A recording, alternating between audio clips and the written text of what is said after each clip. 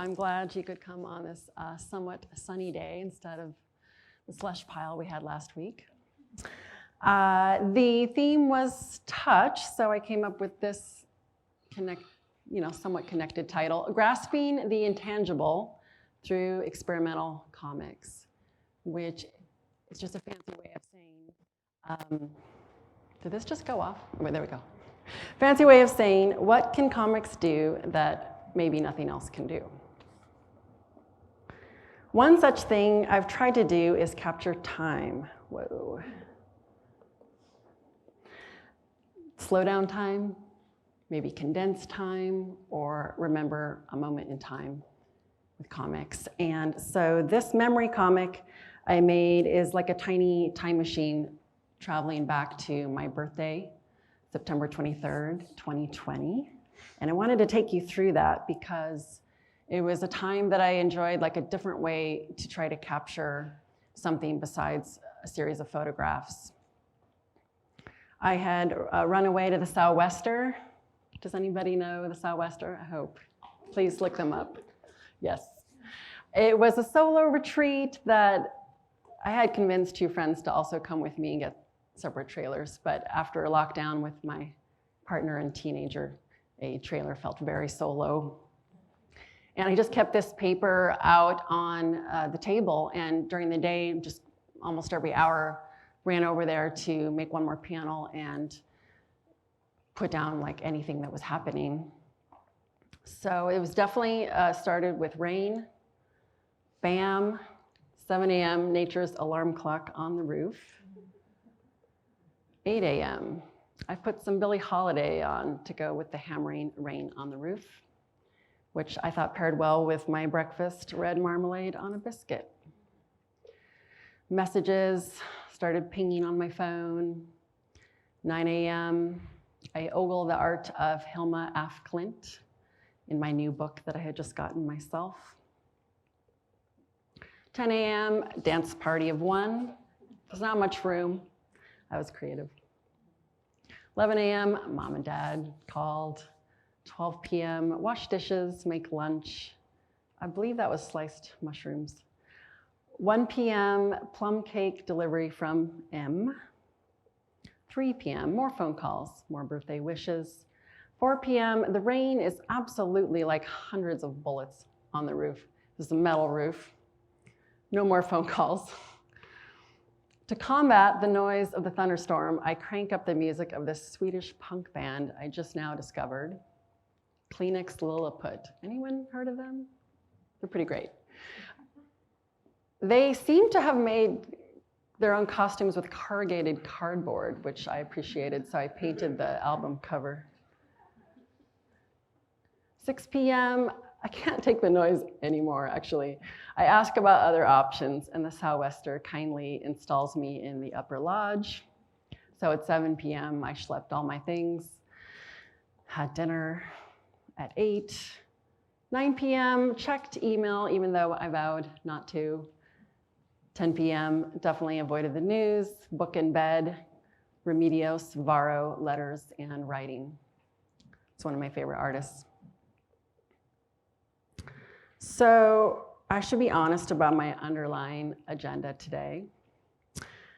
I've always secretly wanted to have a class or teach a class called Comics for People Who Didn't Know They Wanted to Make Comics. Would anyone take that, by the way? If you don't raise your hand, it's just because you need more time.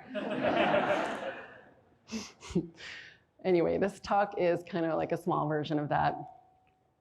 I hope that my exceedingly vague and open-ended definition of what comics is will act like maybe a small portal to even just one person who might find themselves suddenly compelled. When I was younger, I desperately wanted to make comics. I really wanted to be like a comics person.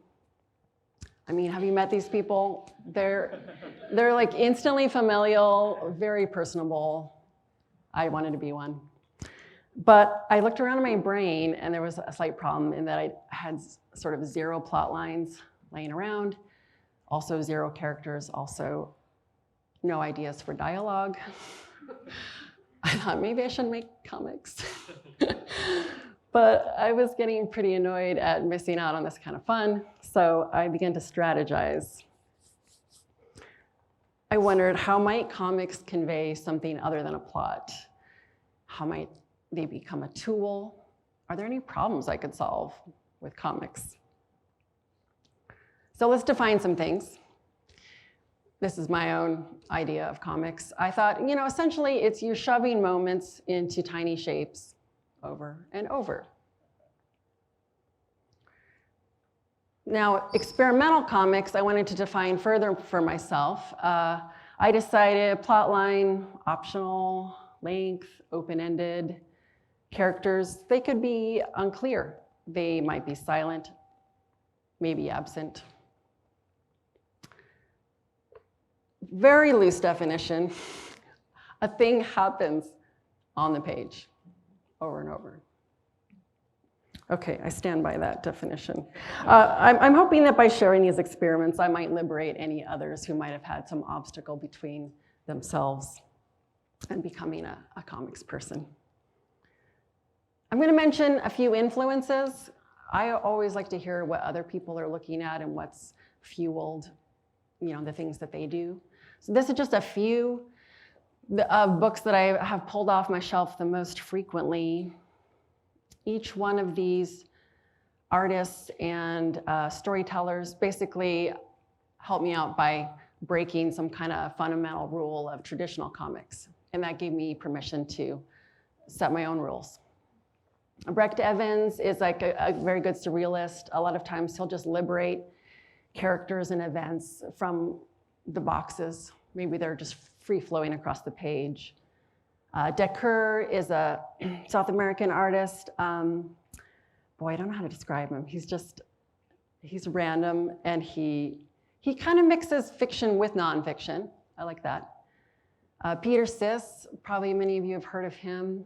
I really appreciate the way he talks about his own life in unusual ways. He also has diagrams and strange symbols thrown in, just really out there. Nora Krug, I saw just won the gold medal for this on tyranny. I think I was surprised by the way she was able to kind of seamlessly mix collage with drawing and painting. Eleanor Davis, of course, but out of all her books, the You, A Bike, and a Road was this very personal and very raw, loose kind of look that spoke to me.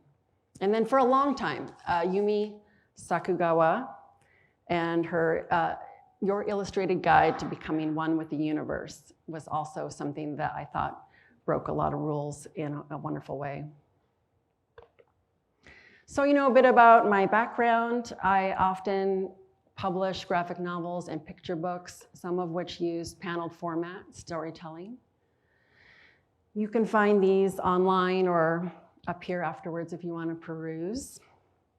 This is written by Deb Olin Unferth about a woman who's stuck house sitting with 42 parrots. They're a complicated species. Here is a series that I wrote and illustrated called Before They Were, authors and then also artists. I wanted to know what were famous writers and illustrators doing when they were very, very young. Like, what were they reading and where did they even get the notion to start writing and drawing, and why did they not stop? The Pipers. I don't know if any of you have heard of this Philip K. Dick short story. It's from 1953, but it's a collaboration that I made with my younger brother when we noticed that his story had come into the public domain. And we thought, well, we should illustrate this. It's the theme, I think, is more relevant today than ever. So I encourage you to check that out if you can. We also updated it a bit. It needed a few extra women in there. And I thought it lacked robots, so I fixed it.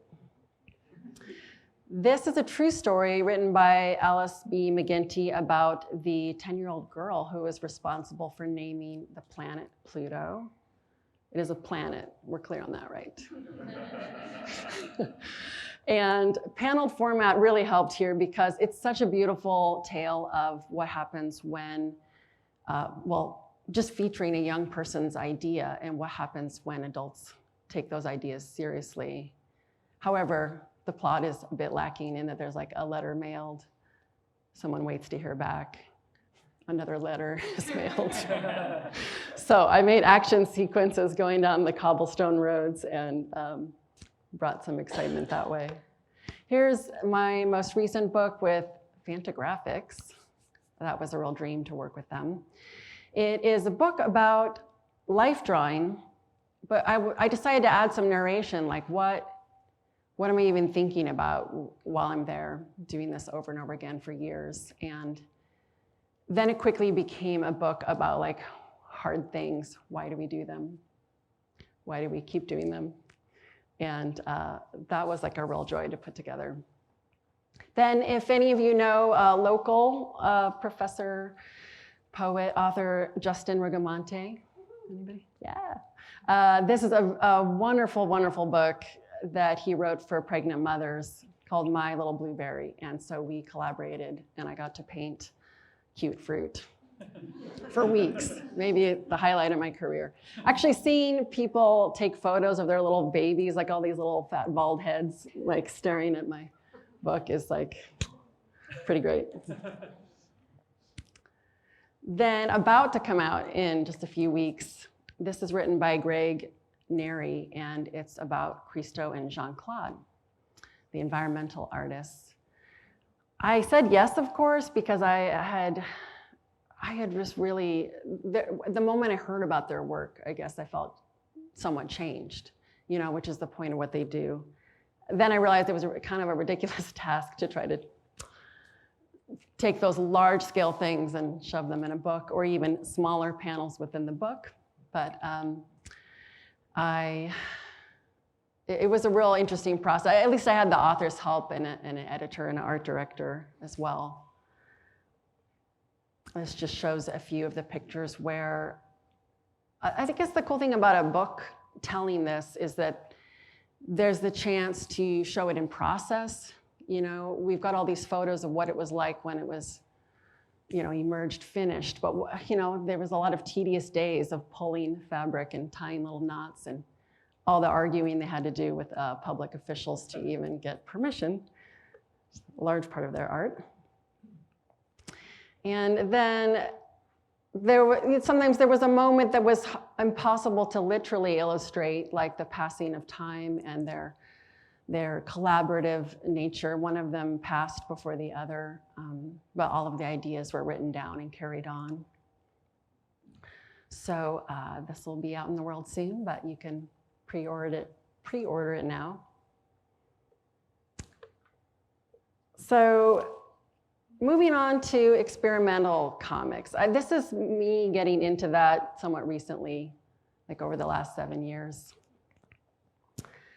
Remember, this is my definition. Optional plot line, maybe no clear beginning or ending. Characters, maybe yes, maybe no. I'm going to talk about a couple different avenues I've been exploring, and one is poem comics. I don't even have a very clear goal of what to do with these, but I thought to myself, like, poems are often, you know, difficult to grasp unless you really slow down and sit with it. And I thought, at least if I take the time to try to spread some of the lines across some panels, by the end, you know, I'll have sunk in a little more. And this is a beautiful poem by Ezra Pound. The days are not full enough, and the nights are not full enough, and life slips by like a field mouse, not shaking the grass. This was one that I wrote, actually. We have these family poetry nights once in a while, started by my sister-in-law. And I was motivated when I saw this Carlos poem that was 3 words per line, like just stacked very neatly. And so the snowdrop is my favorite flower, and I put this together.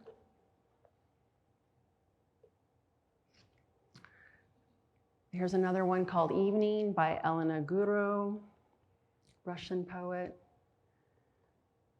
This one is a poem that Mary Oliver wrote about the kind of mundane moment where if you've got a bouquet of flowers and they're starting to droop and get tattered and you have to kind of refresh the water and shuffle them. I wanted to make sure that you know that I don't just sit down and this pops out. So I thought with this one, I had a photo of my desk when this was happening, and those are at least 3 different stages that happen. There's rough scribbles. Often I'll just take one day and paint shapes. That's the easy part. Bunch of circles, bunch of squares, leave it on the corner of my desk for sometimes days, weeks, till I feel ready to put something there. And then I found these. I just thought you should know that sometimes I'm not clear anymore what was happening. You should really know. It starts like this. Many things do not make the cut. Many things do not even make sense. I don't know why I wrote America check. Be prepared. It can be ugly. Book review comics is this other experiment that I've been doing for a while. I wondered, how you might make kind of a more personable retelling or responding to something that you read. Also, an underlying goal was to try to comprehend what I read. I don't know if you've ever experienced closing a book, enjoying it thoroughly. Your brain goes blank the moment the cover shuts. So I thought, well, maybe if I make a comic processing it, I'll grasp at least a thing. So one of the books we enjoyed talking about recently, Oliver Berkman's 4,000 Weeks, Time Management for Immortals. Anyone given this a read? Oh, good. It's what do I say? It's densely layered. It's kind of, if you're looking for practical tips, there's a couple sprinkled at the end, but mostly it kind of unravels your idea of what time is, how do we comprehend it, what kind of modern dilemmas do we have to navigate. So I titled this very short mini comic, The Valley of Somewhere I'd Rather Be, because of course a lot of tension comes from the planning ahead or casting forward, but how do you come back and be here? Says, I've been pondering this quote by Marie-Louise von Franz. There is the strange feeling that one is not yet in real life. For the time being, one is doing this or that, but it is not yet what is really wanted. And there is always the fantasy that sometime in the future, the real thing will come about. The one thing dreaded is to be bound to anything, whatever. There is the terrific fear of being pinned down, of entering time and space completely, and of being the unique human that one is. As someone who suffers from bouts of extreme indecision, this spoke to me. Each choice necessitates the death of other possibilities, yet this loss is required in order to experience life as meaningful. Kind of a conundrum. Anyhow, I've got plans for this to be longer, but there was a conference last fall, and I thought, just take a very small step, 4 pages. So there you have it. I also have these fake book reviewers I made up that are thinly veiled aspects of myself. Bird and House. And I love talking about books, but if you look online, it's intimidating the number of book reviewers out there, very pro. I thought the world does not need one more synopsis, except I remember the way you talk about books with friends. You usually just mention one thing, or you've got to read this, or this changed my life because of why. And so I thought, I'll just make it my own gut reaction. And the point is, after a series of panels, someone will likely have at least remembered the book title. They're more likely to go out and find it. So I was running these Sunday book reviews on my Instagram, just indulging in books I wanted to make sure everyone knows about. like The Hearing Trumpet. Anybody out here? Leonora Carrington is a surrealist writer, and this one went on longer, but I'll just read what the house had to say about it. There's a murder mystery, a winking nun, a secret tower, and a getaway in a lilac limousine. It's bonkers, I tell you. Defies description. Truly does. The audiobook is excellent, by the way, if that's your thing.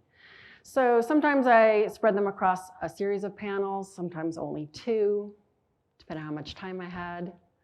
This other one is a Murakami book, Hard-Boiled Wonderland.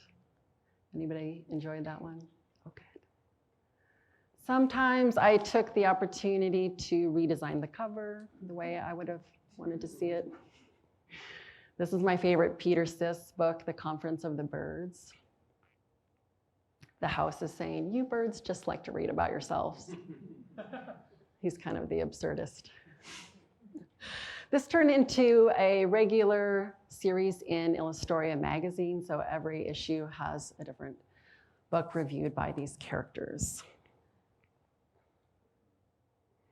Also, if any of you know about Sequential Artists Workshop, known as Comics Workshop on Instagram, I did a live workshop with them last Friday, and they do this very frequently, if not every Friday. And so if you go to either of our Instagrams, it's possible to see the recorded version of that, and I'll just take you step by step, making your own book review comic. We covered, it was really fun. People shared their examples at the end too, so we're like really doing it all together. And we wrote about favorite childhood books or recent books, or even I encourage them to invent some fake books. You know, like a book you wish existed, maybe a how-to, or maybe one that you might write and just haven't, but it's, you know, in a hypothetical realm. So I hope some of you try that. Very recently, I have started something called Existential Mushroom Comics. I even made an Instagram about this so that I would just go post more regularly. Let's see, I did this one out of order. It's inspired by this book, Entangled Life, How Fungi Make Our Worlds, Change Our Minds, and Shape Our Futures. And I'm not finished with it yet, it's a lot to process, but basically what fascinated me was the symbiotic interrelationships between fungi and everything else in the forest. There seemed to be all kinds of things being communicated. So this really came out of me imagining, like, well, if we could eavesdrop or translate, like, what are they talking? Are they gossiping? Do they have questions? Do they have hierarchies? And so far, I have this lineup of characters. I think all of them are based on actual species. So there'll be random science facts, you know, chucked in there. And most of them are still scribbles. I just keep a separate notebook and try to like go there when I'm really tired and my brain is more likely to be out there. I did complete one in a nice kind of polished, colorized way. It says, a nice hat. It's not a hat, it's my brain. Ooh, gather around the big brain. Show off. No, it's not like that. My brain just happens to be in a conspicuous spot. Conspicuous is an awfully big word. Hey, I've heard that word before. I think it's a brand of hat. Sigh, moving along. That one's called Les Champignons. Actually, the yellow one is named Phyllis. I thought one should just not be a specific mushroom. Phyllis. And journal comics is something I'm really excited to talk about. This has been a big part of my life only lately, and I've gone through a number of evolutions. So you saw the one for my birthday, and once in a while, I would kind of do this elaborate gesture. I wanted to remember something, sit there with watercolor, take way too much time to do it. And then the one on the right is actually from an event called Share that Kathleen of OKU, co-hosts. And there's a one-word prompt that artists and writers, various thinkers get when they come into the room, and that prompt was hands, and you have to spend an hour responding. And I thought, oh, this was during the pandemic. I thought, why don't I just, life is very slow, record what my hands were doing over the last 24 hours. And one moment involved watching a horror movie like this, Midsommar.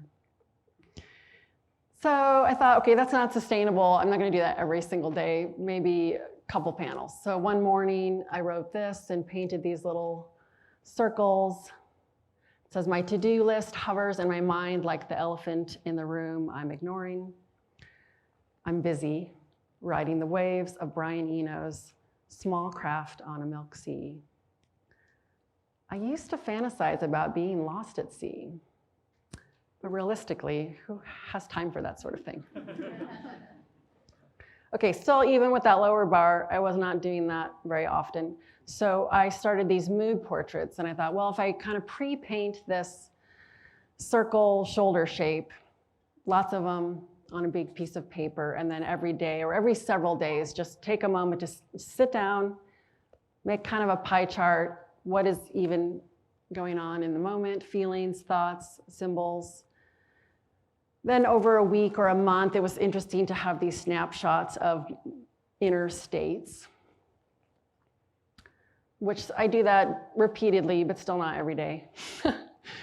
The bar's getting lower and easier to step over. With the help of these two artists, which I realize both have the last name of Davis. I don't think they're related, but Eleanor Davis with You, A Bike and a Road, which I mentioned, and Spaniel Rage by Vanessa Davis. Both relayed personal tales and details, like with just pencil, not even panels, free-floating stuff. You could tell like they didn't really do 20 drafts to get it just right. And that just liberated me. I thought, oh, okay, well, what am I waiting for? Let me just get one notebook, pile of pencils, this stays in one place. I just go sit down whenever I can through the day, or maybe beginning, end of the day. And so the last 6 months, I've been collecting these. I didn't really plan to share them with anyone because I thought I should have one thing that's just for myself. But I'm going to share a few because I do have the goal, of course, of seeing if anyone else is like, I see that that is for me, because that's what others have done in my direction. This is a thought upgrade exercise. I mean, sometimes I don't want to literally depict what happened, and it's more interesting to me to kind of go up in my brain. And I certainly didn't want to go through the effort of making something look like myself. And so I'm a bird in my journal comics. So this is something I do where I can like kind of stack all these bubbles, like what is on my mind.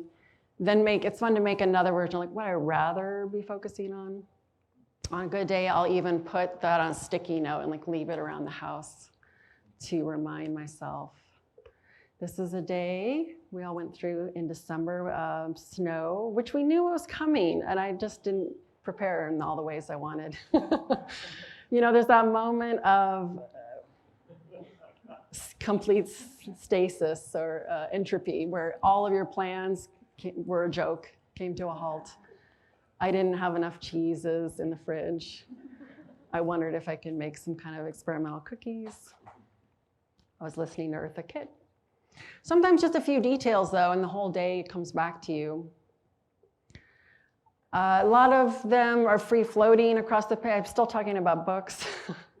The Zen of Listening, which is quite good, even though I found it in a free library. I gave my son permission to read these later when I'm gone. And so sometimes I'll write notes to him in the corner. Occasionally I will line up panels, try to shove things in. I basically just decided to not feel bad about trying something very different every single day. Just follow my whim. I only have a pencil. I think I'm still talking about books in this one. Sometimes I would put the Entangled Life book down and just be like, remember one single thing. Spore, hyphae, mycelium. That's the spore cycle. Someone asked me to describe a typical day in my life. So I thought I should make a pie chart for this. And don't check my math.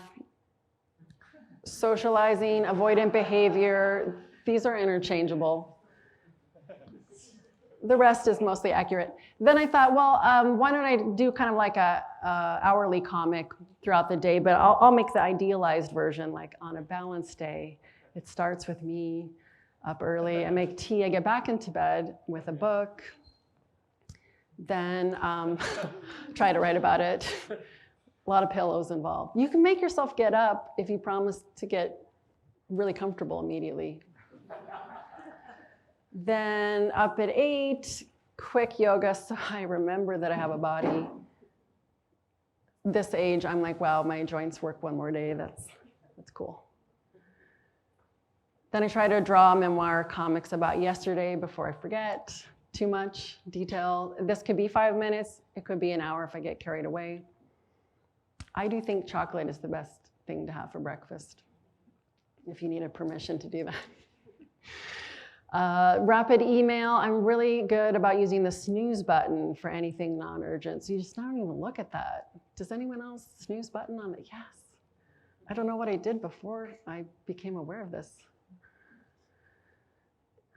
Multitask, sometimes I let my focus just go and I can be binging my favorite podcast you're wrong about while writing postcards and starting like a crock pot experiment. I live close to Tabor, which is my favorite park, so at the end of the day, I'll usually kind of rush out there and walk in the trees, listen to crickets or owls. Ideal choice before bed is I lay down on my favorite rug with more pillows. This rug has this really cool pattern, which looks to be maybe like a landing UFO, a girl, and 2 goats. I feel like this story is meaningful. But that doesn't always go that way. Sometimes my vices grip me, and it ends with me eating toaster waffles in bed, watching Colbert Late Show. He's a wonderful person, but it can be weird to be laughing about upsetting stuff or before you sleep. This is what all the panels look like together. Anyway, this is an ongoing thing I'll be experimenting with. So why do we experiment? I wanted to end with this question. Why do we do experiments? Why are they important? Much of the time, I'll just be disappointed if I was expecting a certain outcome or if I hoped that it would gain some skill. And of course, it's a bonus if either of those things happen.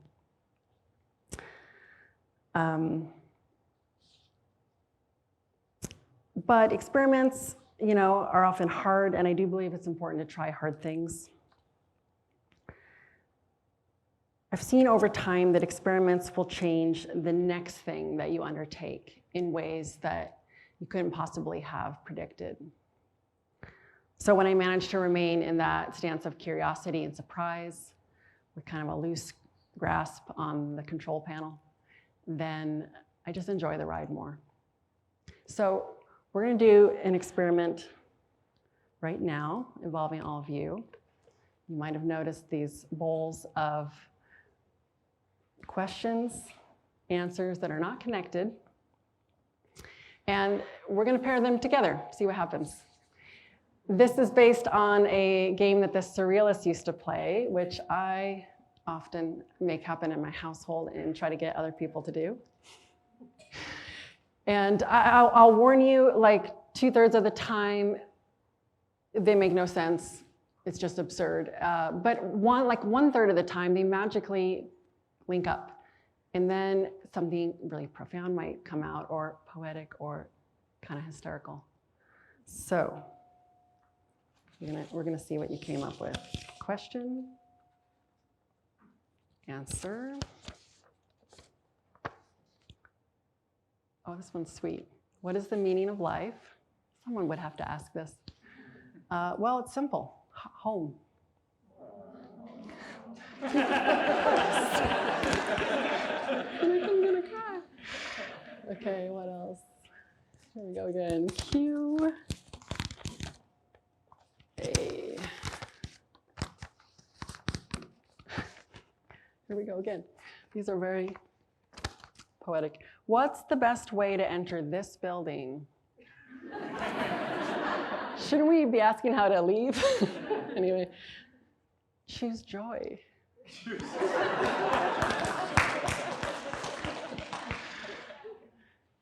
Okay, how about a silly one, you guys?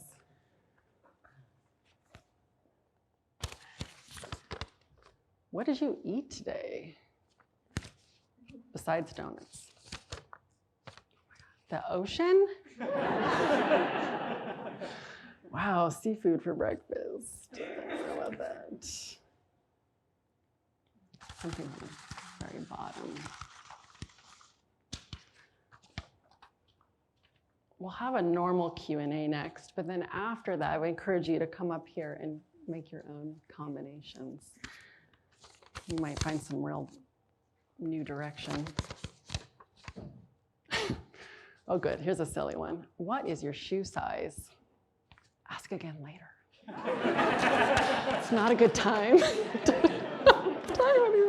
This is really good. They're kind of all matching up, so maybe there's something magical